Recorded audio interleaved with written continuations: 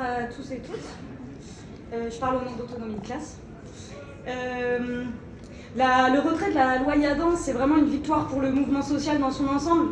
Et ça, c'est pas seulement grâce à la pétition avec 700 000 personnes. Il ne faut pas oublier les blocages des facs qu'il y a eu à Paris et dans d'autres villes, où il y a eu une répression policière super intense, mais où les étudiants ils ont tenu à affirmer leur soutien pour la Palestine jusqu'au bout. Par contre, la loi Yadan, elle va probablement passer, on va pas se mentir, comme un projet gouvernemental. Et donc, il faudra un peu se préparer à qu'est-ce qu'on fait si elle passe. Et je pense qu'en réalité, il faut se souvenir que les lois, elles n'existent que quand elles sont appliquées. Et ça, c'est quand même un truc un peu important. Ça s'est vu avec la grève pour la Palestine en Italie, qui a occupé de très nombreux lieux publics. Pourtant, alors qu'une loi venait d'être passée par Meloni qui interdisait ces occupations. Et cette grève, elle a montré en pratique que c'était possible d'imposer un rapport de force en empêchant une loi d'être appliquée, tout simplement parce qu'on est trop nombreux et nombreuses à ne pas la respecter.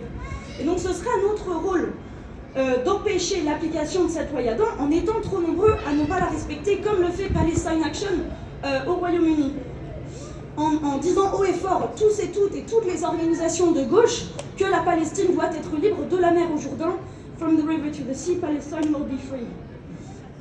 Et on voit en Iran en ce moment le caractère impérialiste ultra-violent des bombardements et de la guerre en Iran et au Moyen-Orient de manière générale, parce que les gouvernements, y compris la France, ils n'en ont pas grand-chose à faire en réalité du nombre de morts, de blessés ou des crimes commis par Israël. La seule chose qui les intéresse, qui leur importe, c'est le prix du baril de pétrole, qui ne diminue pas parce qu'il ne peut plus passer par le détroit d'Ormuz. Et tant que ça restera rentable de s'opposer à l'Iran ou de soutenir Israël, l'Union européenne et les USA continueront de le faire.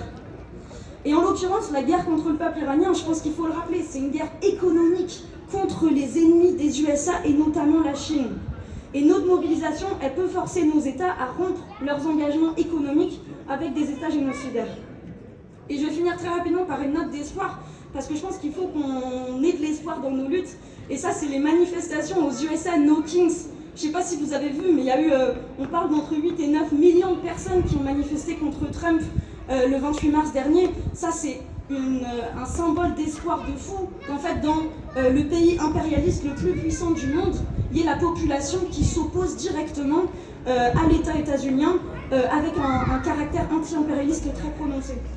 Et je pense qu'il faut se rappeler que notre rôle en tant que personne qui vit dans des États impérialistes, il est vraiment crucial pour ça, parce qu'on a le pouvoir de réellement tout faire changer sur le soutien des alliés d'Israël et sur la fin du génocide à Gaza et de la guerre au Moyen-Orient. From the river to the sea, Palestine will be free.